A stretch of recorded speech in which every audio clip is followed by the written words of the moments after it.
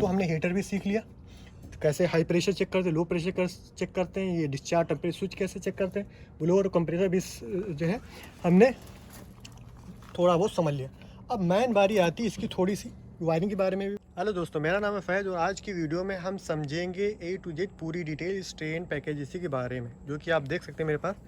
ये ट्रेन का पैकेज इसी है, 25 टन का है और ये देखो इसका मॉडल है 300 और ये R410 पे है और ये 380 वोल्टेज पे और जो कंट्रोलिंग इसकी 24 वोल्ट पे है।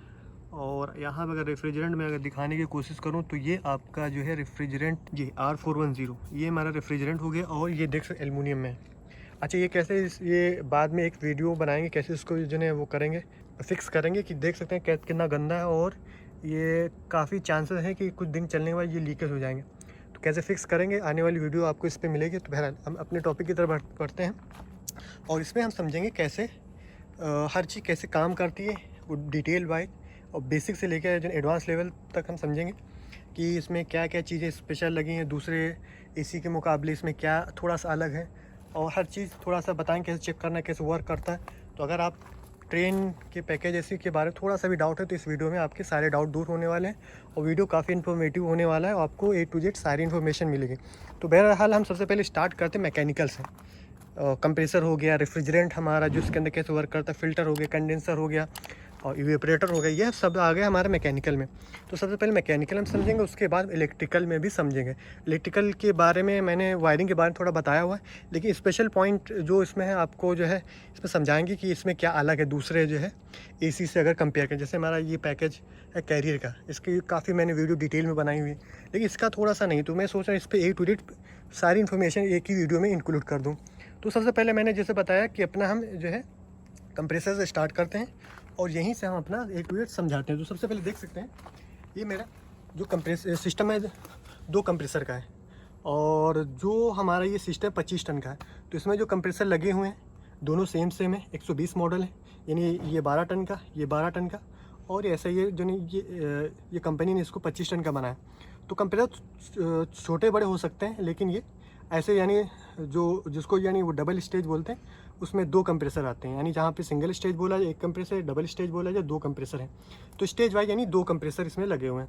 तो ये सर्किट 1 है, ये सर्किट 2 है और ऐसे ही हर सिस्टम का अलग अलग सारा इंतजाम, अलग अलग ड्राई फिल्टर दिया गया, अलग अलग सेपरेट कंडेंसर है जो कि है एक ही, लेकिन ये इसका जो गैस अगर लीक होगी तो एक ही लीक होगी। तो बहुत सारी इसमें चीज़ें सेफ्टी लगी हुई हैं। तो ये हमारा लो प्रेशर हो गया जो मोटे पाइप में लगा हुआ, और ये हमारा जो इस पतले पाइप में लगा हुआ ये हमारा है HP हाई प्रेशर जो हमारे पतले पाइप में लगा हुआ, और ये डिस्चार्ज टेम्परेचर स्विच है। तो सभी का सेपरेट है, अलग, जैसे मैंने बताया सिस्टम अलग है, सेपरेट है, ऐसे सभी की सेफ्टी जो है अलग अलग लगी हुई हैं और अलग अलग ये काम कर रहे हैं। और दूसरी सेफ्टी हमारी हो गई ये हीटर ये लगा हुआ है।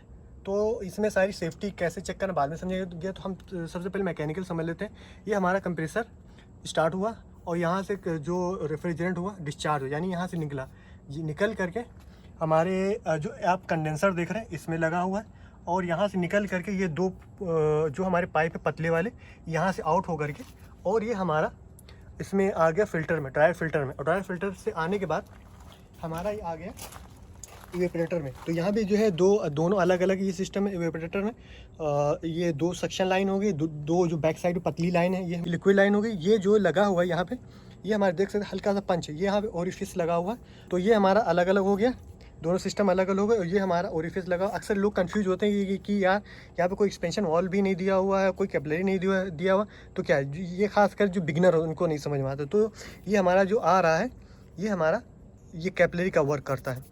तो यहाँ पे देखें ये पाइप हमारे अंदर से आ रहे हैं, ये वाले अगर मैं दिखाने की कोशिश करूँ, ये सबसे पीछे ये 2 हमारे आ रहे हैं 2 कंप्रेसर के, ये लिक्विड लाइन है जो हमारा ड्राई फिल्टर से आ रहा, 2 हमारी ये सेक्शन लाइन जिनके ऊपर इंसुलेशन चढ़ा हुआ और ये आकर के यहाँ पे ऐसे कनेक्ट हो गए और यही सर्कुलेशन चलता रहता है। तो यहाँ पे हम सबसे पहले दोबारा आ जाते हैं और थोड़ा सा समझते हैं क्या हुआ। कंप्रेसर हमारा चला, कंडेंसर में गया और जो हमारे ये पंखे लगे हुए हैं ये चलेंगे, तो जो हमारा यहाँ पे ये कंडेंसर में हीटिंग होती है, इसको जो है रेफ्रिजरेंट हमारा कूल होकर के फ़िल्टर में आया, फ़िल्टर जा करके अभी जो मैंने दिखाया इवेपोरेटर में गया, इवेपोरेटर हो करके हमारा फिर दोबारा ये सेक्शन लाइन में आ गया। ठीक है, तो ये ऐसे ये सर्कुलेशन चलता रहा जिसको बोलते हैं रेफ्रिजरेशन साइकिल। तो ये कंटिन्यू ये चलता रहेगा। तो यहाँ पे हम कुछ सेफ्टियों की बात कर लें। जैसे मैंने बताया लो प्रेशर, हाई प्रेशर और ये जिसको बोलते डिस्चार्ज टेम्परेचर स्विच, और यहाँ पे जैसे मैंने बताया ये हमारा हो गया हीटर। तो ये जो है थोड़ा सा समझेंगे और इसके बाद हम समझेंगे वायरिंग में। तो बहरहाल बेसिक चीज़ हमने ये समझ ली। और थोड़ी सी आपको बता दें एज ए बिगिनर मैं आपको बताना चाहूँगा, यहाँ पे ये वाला एक ये है, एक ये। तो ट्रेन में ये जो रेडिएटर के बगल में है, जो हमारा कंडेंसर है, इसके बगल में जो हमारा है, यहाँ से हवा ये निकलेगी, यानी यहाँ से हवा ये निकल रही ब्लोअर से, जिसको बोलते हैं सप्लाई। और जो दूसरी साइड पे है इवेपोरेटर साइड पे, ये हमारा है रिटर्न। तो जिसको जो है जहाँ से हवा हमारी रूम से आ करके यहाँ से खींचती है और फिर वो निकल करके फिर यहाँ से आ जाती है। तो बहरहाल ये हमारा हो गया जिसको बोल सप्लाई डक्ट यहाँ पे कनेक्ट होगी। और जो अभी मैंने दिखाया बैक साइड पे, ये हमारा हो गया रिटर्न डक्ट, यहाँ पे हवा जो है हमारा खींचता सक करता है। तो ये हमारा एल्युमिनियम का जो है रेडिएटर, जैसे मैंने बताया, देख सकते कितना गंदा है, ये अक्सर लीक होते रहते हैं। तो कैसे इसको फिक्स करेंगे कि हमारा जल्दी लीक ना हो, तो आने वाली वीडियो उस पर मिली। तो ऊपर का मैं आपको दिखा दूँ, दो हमारे यहाँ पे कंडेंसर लगे हुए हैं। तो डबल स्टेज में इस ट्रेन में जितना भी होगा, यहाँ पे 2 कंडेंसर ये लगे रहते हैं। और दोनों को जो है हमारे जो कंडेंसर है 380 वोल्ट पे। अगर मैं दिखाऊं कि अक्सर लोग मुझसे सवाल पूछते हैं यार 380 पे कैसे चलता है, तो ये मेरा कैपेसिटर है 25 UF का, और ये वोल्टेज है 380 वोल्टेज का, यानी इसके अंदर 2 फेज जाएंगे। और जो इसके कैपेसिटर लगे हुए हैं ये लगे हुए हैं। तो उम्मीद करता हूँ ऐसा आप दोबारा ऐसा सवाल नहीं करेंगे कि यार 380 वोल्ट पे कैपेसिटर कैसे लगा होता है। तो ये वाइंडिंग के हिसाब से ऐसा इसको डिज़ाइन किया गया है कि वोल्टेज 380 जाएगा और कैपेसिटर भी यूज़ होगा। तो इनको कैसे चेक करना है, कंप्रेसर कैसे चेक करना है, अगर हम एज ए बिगिनर हैं कैसे चेक करें, और ब्लोअर कैसे चेक करें, तो यहीं पे हम लगे आपको थोड़ा सा बता देते हैं। अच्छा, इसको चेक करने के लिए हाई प्रेशर लो प्रेशर मैंने ऑलरेडी वीडियो बनाया हुआ है, आप जाकर देख सकते हैं कि क्योंकि वीडियो काफ़ी थी लंबी हो जाएगी। हाई प्रेशर लो प्रेशर कैसे वर्क करता है, कैसे इसको चेक करते हैं, मैंने बताया हुआ है, तो आप जो है जाकर देख सकते हैं। तो ये हमारा जो डिस्चार्ज में लगा हो तो पतले पाइप में ये हाई प्रेशर होता है, हाई प्रेशर के अकॉर्डिंग काम करता है। जो मोटे पाइप में लगा होता है इसको बोलते हैं LP, जिसको बोलते हैं लो प्रेशर स्विच। 2 वायरें होती हैं और एक से दी जाती, एक से निकाल ली जाती। और सभी जितनी सेफ्टी लगी हैं ये वाले में, तीनों सेफ्टी में सभी में ऐसे ही है, एक से दिया जाएगा, एक से निकाल लिया जाएगा, और ऐसे सीरीज वाइज ये काम करती हैं। तो दोनों का सिस्टम अलग है। तो हम कैसे चेक करेंगे, ये तो मैंने बता दिया था। High pressure low pressure already video बनाया हुआ, तो वो जाकर आप देख सकते हैं। उसका मैं लिंक डिस्क्रिप्शन में दे देगा या आई बटन में दे देगा, वहाँ से जाकर आप देख सकते हैं। और ये वाला भी सेम ही तरीके चेक करना है, कुछ नहीं, यहाँ पे कंटिन्यूटी पे लगा लेंगे मीटर और ऐसे, और इन 2 वायरों को हम आपस में जो है ऐसे रीडिंग चेक करेंगे। अगर जो है मैं अगर चाहूँ तो काट करके दिखा सकता हूँ, लेकिन ये कोई इतना ज़्यादा वो नहीं, यानी दोनों वायरों पे क्वांटिटी बताना चाहिए, सिंपल सा है। जैसे इसको चेक करें, ऐसे सेम ही तरीका है। तो हमने ये चेक करना सीख लिया। अब हो गया कंप्रेसर का भी मैंने ऑलरेडी वीडियो बनाया हो, जाकर देख सकते हैं। ये बस क्या है, 3 फेस में हम क्वान्टिटी से तीनों उस पर चेक करेंगे बारी बारी। तो तीनों पर सेम रीडिंग बताना चाहिए, और बॉडी के इन तीनों पॉइंट के साथ और बॉडी के साथ कोई रीडिंग नहीं बताना। जैसे मान लिया हमारे यहाँ पे 3 पॉइंट है, इन पॉइंट के साथ हम अगर बॉडी के साथ जो है चेक करें तो रीडिंग नहीं बताना चाहिए, यानी नहीं बता रहा सही। अगर बता रहा है रीडिंग तो इसका मतलब हमारी जो वाइंडिंग है वो अर्थ हो चुकी, शॉर्ट हो चुकी बॉडी के साथ। तो हमने कंप्रेसर चेक कर लिया। इसको कैसे चेक करते मैंने ऑलरेडी वीडियो बनाया, देख सकते हैं। मोटर का भी सेम ही है, ये मोटर हमारी 3 फेस है, सेम ही जो है वो तरीके चेक करना है। अगर मैं थोड़ा सा आपको दिखा दूँ तो मैंने कंटिन्यूटी पे रखा मीटर, ठीक, और मैं इसको लगा लेता हूँ। और इसको मैं अगर निकाल लूँ, और ये हमारे तीनों पॉइंट है और ये मोटर की 3 वायर हैं। यहाँ पे अगर मैं लगा के चेक करूँ और ये देखो रीडिंग बता रहा है ऐसे, यानी रीडिंग बताना चाहिए, विद साउंड बताना चाहिए। और कितनी रीडिंग बता रही है हमें जो है नोट डाउन करना है। तो 1.5, इस पर भी 1.5 और इस पर भी 1.5, ठीक है। तो ऐसे ही सेम रीडिंग बताना चाहिए, यानी सेम रीडिंग बता रहा तो सही है। उसके साथ हम बॉडी के साथ चेक करेंगे ऐसे, यानी तीनों पॉइंट ये एक हम ये बॉडी पे रख लेंगे, पहले चेक करेंगे, यानी हमारे दोनों जहाँ पे हमने लगाया हुआ वो ऑलरेडी यानी बॉडी के साथ कनेक्ट है, हो गया चेक। अब इसके साथ ऐसे बारी बारी तीनों पे हम चेक करेंगे, और तीनों पे किसी पे रीडिंग नहीं बताना थी, यानी गुड है बता रहा है। इसका मतलब वाइंडिंग कहीं से शॉर्ट हो गई जो बॉडी के साथ हमारा यहाँ पे आ रही है जो है कंटिन्यूटी। तो जैसे मैंने बताया ऐसे हम कंप्रेसर को भी चेक कर सकते हैं सेम वे में। तो 3 फेज़ की चाहे मोटर हो चाहे कंप्रेसर, सेम ही तरीका है चेक करने का। तो हमने कंप्रेसर भी सीख लिया कि कैसे चेक करते हैं, और ब्लोअर मोटर भी चेक करना सीख लिया, इसका मैंने बताया ऑलरेडी। अब हमारी बारी आती है हीटर को कैसे चेक करना है। अक्सर लोग मुझसे यानी कमेंट कर पूछते हैं कि भाई हीटर के बारे में बताएं कि इसको कैसे चेक करते हैं। तो हीटर का भी ऐसे ही सेम है। इन दोनों पे हम रीडिंग, जैसे हमारी 2 ये वायर हैं, हीटर को हमको चेक करना है, कुछ नहीं क्वांटिटी पे लगा लेना है, या हम इसको रीडिंग पे भी लगा के चेक कर सकते हैं। और यहाँ पे रीडिंग बताना चाहिए, कुछ ना कुछ रीडिंग ज़रूर बताएगा। अगर रीडिंग बता रहा है हमारा जो हीटर सही है, अगर रीडिंग नहीं बता रहा है तो हमारा हीटर ख़राब है, सिंपल सा है, कुछ नहीं। तो हमने हीटर भी सीख लिया, कैसे हाई प्रेशर चेक करते हैं, लो प्रेशर चेक करते हैं, ये डिस्चार्ज टेम्परेचर स्विच कैसे चेक करते हैं, ब्लोअर कंप्रेसर भी जो है हमने थोड़ा बहुत समझ लिया। अब मेन बारी आती है इसकी थोड़ी सी वायरिंग के बारे में भी मैंने डिटेल में बताया हुआ है। सिर्फ कुछ चीज़ें मैं आपको समझाना चाहूँगा। यहाँ पे एक चीज़ आपको जो है नोट करना होगा कि यहाँ पे जो ट्रेन में यूज़ करते हैं, एक जो लाइन होती है L3, जो यहाँ पे ये ब्लैक लगी हुई, ये डायरेक्ट यूज़ क्यों करते हैं, ठीक है। और फिर यहाँ पे सिर्फ 3 कॉन्टेक्टर दिए हुए हैं, 2 कंप्रेसर के, एक हमारा ब्लोअर का, और यहाँ पे चौथा कोई कॉन्टेक्टर नहीं दिया गया हुआ कंडेंसर के लिए। जो बाकी आपने ACO में देखा हुआ पैकेज, इसमें एक सेपरेट यहाँ पे कॉन्टेक्टर दिए रहते हैं कंडेंसर फैन मोटर के लिए, उसके लिए नहीं यूज़ किया गया। तो उसके लिए क्या फार्मूला यूज़ करते हैं, ठीक है। तो ये चीज़ हम आपको इसमें समझाएंगे।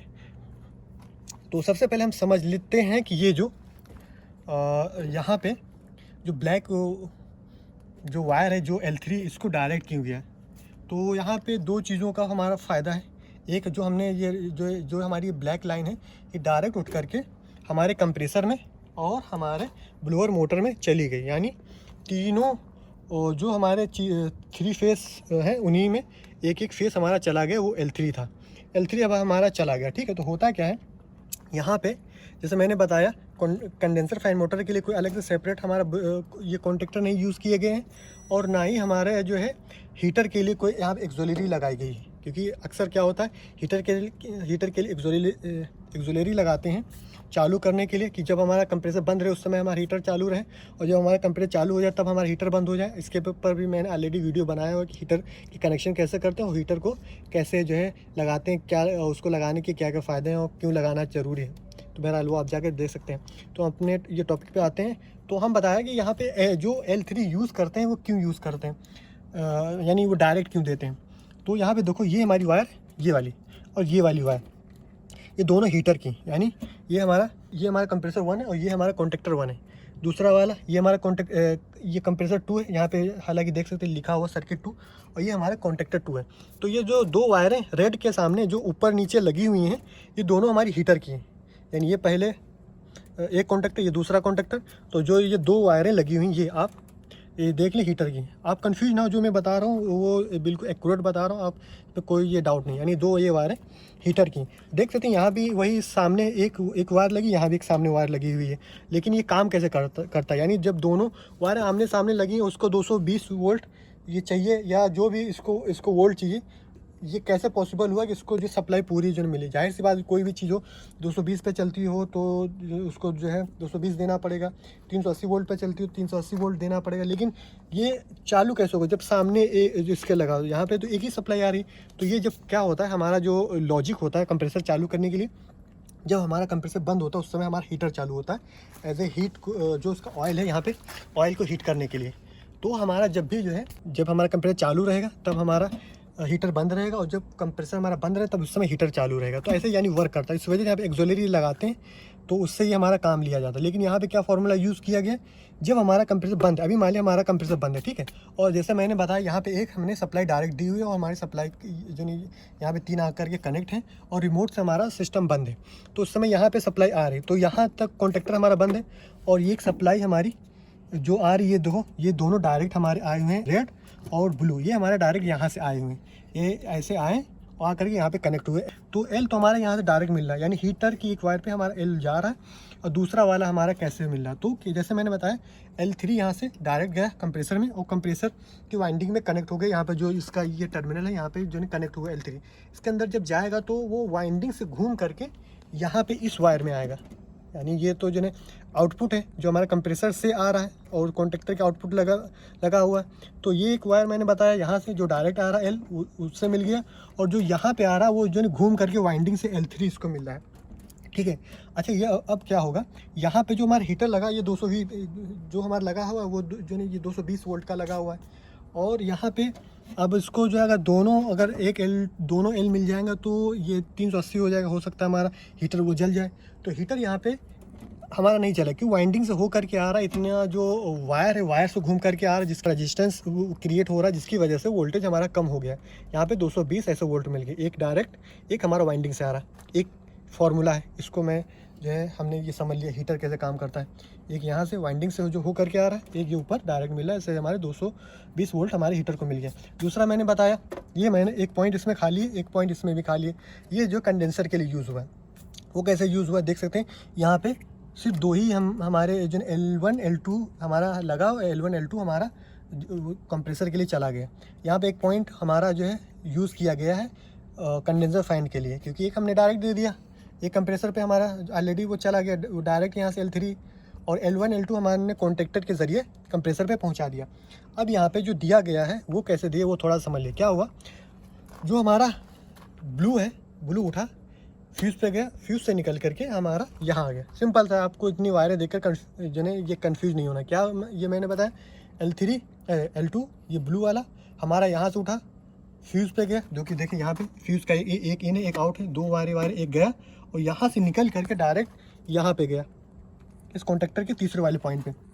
फिर यहीं से लूप करा करके एक और आ गया, और फिर यहाँ पे हमने एक वायर ले करके लूप करा दी। नीचे भी हमने यानी इस वाले पॉइंट को आपस में लूप करा दिया, ऊपर वाले पॉइंट को हमने आपस में लूप करा दिया। आप कह सकते हैं ये और ये जो है दोनों पॉइंट ये वाले हमने एक ही बना दिए, यानी इसको इससे शॉर्ट करा दी, इसको इससे ये जो है हमने इसको ये शॉर्ट करा दी। और सप्लाई जो हमारी मिल रही थी यहाँ पे ब्लू वाली, ये हमने डायरेक्ट फ्यूज़ से निकाल करके ऐसे जो है दोनों को दे दिया। तो क्या होगा, जब हमारा पहला कॉन्टेक्टर चालू होगा या दूसरा कॉन्टेक्टर चालू होगा तो यहाँ से L2 हमारा आता रहेगा, यानी पहला ये चालू हो या दूसरा चालू या दोनों एक ही साथ में चालू हो तब भी यहाँ पे हमारा L2 आता रहेगा। L2 हमारा क्या होगा, जो कंडेंसर का 3 वायरें हैं, जैसे मैंने बताया वोल्टेज जो 380 जा रहा है हमारे कंडेंसर फैन मोटर में, लेकिन उसको जो वायरिंग करते हैं सिंगल फेस की, जैसे जो बैटरी लगा कर कनेक्शन करते हैं सेम ही उसी तरीका है, और कोई इसमें जो है कुछ है नहीं। 3 वायरें निकली देख सकते हैं ये 3 वायरें हमारी हैं। ये एक हमारे कंडेंसर फैन मोटर की, ये ब्लैक हमारी कॉमन होगी, ये हमारी हो गई स्टार्टिंग, ये होगी रनिंग। तो ब्लैक वाली जो हमारी वायर है कॉमन, ये हमारी उठ करके यहाँ लग जाएंगी। तो हमारे कंडेंसर फैन मोटर 2 हैं, तो चाहे हम यहाँ लगा दें चाहे यहाँ लगा दें, चाहे दोनों के साथ यहाँ लगा दें चाहे अलग अलग यहाँ पे लगा दें, दोनों कंडीशन में सही रहेगा। तो ये हमारा ऐसे कंडेंसर फैन मोटर को एक जो सप्लाई यहाँ से मिल गई। दूसरी सप्लाई यहाँ से जो हमारी जो मिलेगी, जो ये 2 वायरें हैं हमने क्या किया, बैटरी पे लगा दी, कैपेसिटर पे यहाँ पे दोनों पे लगा दी एक, ठीक है। और जो दूसरा हमारा जो मिला ये डायरेक्ट मिला, जो हमारा L है उठा यहाँ पे गया फ्यूज़ पे, देख सकते हैं ये फ्यूज़ है, फ्यूज़ पे गया, फ्यूज़ से आउट होकर के हमारा इस कैपेसिटर पे लग गया जो रनिंग वाले पॉइंट पे। तो ऐसे हमारे सप्लाई 380 वोल्ट मेंटेन हो गए। तो याद रखें जो हमारे 380 वोल्ट का पैकेज इसी होगा, उसमें जो कंडेंसर फैन मोटर यूज़ होगा 380 वोल्ट का यूज़ होगा, और जो 220 3 फेस में होगा वहाँ पे जो नॉर्मल यानी वोल्टेज जो होता है 220 वो दिया जाएगा। तो ऐसे ये वर्क करेगा। अगर इनकेस आपके फ्यूज़ ख़राब हो गए हैं तो हमारा कंडेंसर फैन मोटर नहीं चलेगा, और हमारा जो ट्रांसफार्मर पे सप्लाई आ रही है ये हमारे इन फ्यूज़ों पे आ रही, यानी हमने यहाँ से L1 उठाया फ्यूज़ पे दिया और निकाल करके एक हमने यहाँ पे जो ट्रांसफार्मर पे दे दिया, दूसरा हमने कैपेसिटर पे दे दिया, जैसे मैंने बताया था कि जो डायरेक्ट सप्लाई जा रही कंडेंसर फैन मोटर के लिए। और जो हमारा L2 है ब्लू वाला हमने यहाँ से दिया, फ्यूज़ से निकाला, इन पॉइंटों में दे दिया, और इन यहाँ से दे करके हमने जब हमारा कॉन्टेक्टर चालू होगा तो हमारे कंडेंसर फैन मोटर पर एक सप्लाई चली जाएगी, जो कि मैंने ये कॉमन वाली वायर लगा के रखी हुई है। तो ऐसे ये जो है कंडेंसर वगैरह ऐसे 2 वायरें हमारे इस ट्रांसफार्मर पे आ गई। तो ये फ्यूज़ से होकर के, अगर फ्यूज़ हमारा ख़राब है तो ट्रांसफार्मर पे सप्लाई नहीं आई और हमारे 24 वोल्ट मेंटेन नहीं हुआ और हमारा सिस्टम पूरा जो है मतलब चालू नहीं हुआ, और यहाँ पे भी नहीं आएगा। तो हमने यहाँ पे हमने जो है ये समझी 2 चीज़, एक हीटर वाली और ये हमने समझा कंडेंसर फैन मोटर वाला। तो अब आपको समझ में आ गया होगा कि एक जो है सप्लाई डायरेक्ट क्यों देते हैं, यानी यहाँ पे कोई एक्सुलरी नहीं यूज़ की गई, सेपरेट कंडेंसर फैन मोटर के लिए कोई कॉन्टेक्टर नहीं यूज़ किया गया। वो यहाँ पे जो यूज़ किया इस फॉर्मूले से हमारा कंडेंसर फैन मोटर चालू किया जा रहा है और हमारा हीटर चालू किया जा रहा है, यानी एक्सुलरी यहाँ पे यूज़ नहीं हुई है और ना ही कोई कॉन्टेक्टर यूज़ हुआ सेपरेट कंडेंसर फैन मोटर के लिए। अच्छा, ये कैसे वायरिंग करते हैं, क्या करते हैं, तो मैंने एक वीडियो बनाई सेपरेट कि इसको कैसे बाईपास कर दें, सारा निकाल लें, और मैनुअल वायरिंग कैसे करते हैं अगर आपको कुछ वायरिंग ख़राब हो गई है तो वो आप वो वीडियो जा कर के देख सकते हैं, मैंने उसका लिंक दे देंगे उसके डिस्क्रिप्शन में। आप वो मैनुअल वायरिंग कर सकते हैं। और वायरिंग को कैसे समझना है वो मैंने वीडियो ऑलरेडी बनाया है, उसको जा कर के आप देख सकते हैं। सर्किट के बारे में मैंने बताया हुआ है, इन वायरें जो जितनी लगी हैं कैसे काम करती, कैसे वर्क करती, कॉन्टेक्टर वगैरह A to Z मैंने वायरिंग के बारे में समझाया हुआ है, ठीक है। तो आप ये चीज़ आप उसमें जो हमारी वीडियो जा कर के देख सकते हैं। और हम यहाँ पे कुछ चीज़ें और जिनकी समझ लेते हैं। और थोड़ा सा यहाँ पे मैंने अभी ये कनेक्शन नहीं किए हुए हैं। ये रिमोट का ऑप्शन है, यहाँ पे लगे। ये हमारा सेंसर जोन है, जहाँ पे ऑप्शनल कुछ सेंसर हैं लगाने के लिए, अगर हम कोई चीज़ और एक्स्ट्रा जो चीज़ें इंस्टॉल करने के लिए। और यहाँ पे ये हमारा देख सकते हैं टेस्ट 1 टेस्ट 2 ऑप्शन। ये शॉर्ट करेंगे कुछ सेकंड के लिए तो हमारा सिस्टम जो है जो टेस्ट मोड पे चला जाएगा अगर हम टेस्ट करना है। और यहाँ पे थोड़ा चीज़ और समझ लीजिए, वायर जो मोटी वाली पड़ी हुई है ये हमारा हीटर का ऑप्शन दिया गया है। अगर इनकेस फ्यूचर में हमें हीटर इंस्टॉल करना है तो ये 3 वायर हमारे यहाँ पे हीटर इंस्टॉल होएगा। और यहाँ पे ये वायर जो दिया गया कनेक्टर, ये जो है हमारा दिया गया है उसके लिए कंट्रोलिंग के लिए, हीटर की कंट्रोलिंग के। और ये हमारा जो ऑप्शन दिया गया है, यहाँ पे देख सकते कट का निशान लगा, यहाँ पे हीटर इंस्टॉल हो जाएगा और यहीं पे इसकी बैक साइड पे जहाँ से हवा निकलती है वो वाला ऑप्शन जो अभी मैंने वीडियो के स्टार्टिंग बताया था, तो यहीं पे ये कट जाएगा, हीटर इंस्टॉल हो जाएगा। तो हीटर का मैंने समझ लिया, मोटर कैसे चेक करते हैं, और इसको मैंने समझ लिया थोड़ा सा जो है रेफ्रिजरेशन साइकिल के बारे में। यहाँ पे थोड़ा सा मैं आपको बताना चाहूँगा, ये जो यहाँ पे देख सकते हैं ये है मोटर की होगी पुली, यहाँ पे एडजस्ट करने के लिए एक हो गया, जो मैं और अंदर से अच्छा आपको दिखा दूँ। ये मेरा हो गया पुली ब्लोअर की, और ये हमारी होगी एडजस्ट करने के लिए। और अंदर वाला हमारा हो गया जो कि आप देख पा रहे हैं, ये वाला ये हो गया हमारा जो ब्लोअर का है उसकी मेन पुली हो, जो बड़ी वाली आपको दिख रही, ये छोटी एडजस्ट करने के लिए। तो इन केस अगर मैं बेल्ट में एडजस्ट करना है तो यहाँ से ये वाला स्क्रू लूज़ करेंगे, इस साइड पे बढ़ाएंगे, इस साइड पे इस होल की साइड में, तो ये बेल्ट हमारी लूज़ हो गई। इस साइड पे अंदर लेंगे तो बेल्ट हमारी टाइट हो जाएगी। तो अगर आप यानी बिगिनर हैं और आपको बेल्ट सेम साइज़ की नहीं मिल रही, छोटी बड़ी मिल रही, तो आप ऐसे एडजस्ट कर सकते हैं। तो बहरहाल मैंने सारा कुछ कोशिश की समझाने के लिए। आप उम्मीद करता हूँ आपको काफ़ी कुछ समझ में आया होगा। तो आप वीडियो को लाइक कर सकते हैं, कोई डाउट रह गया कमेंट कर सकते हैं। अगर अभी तक चैनल को सब्सक्राइब नहीं किया तो प्लीज़ चैनल को ज़रूर सब्सक्राइब कर लें। तो तब तक के लिए मिलते हैं नेक्स्ट वीडियो में।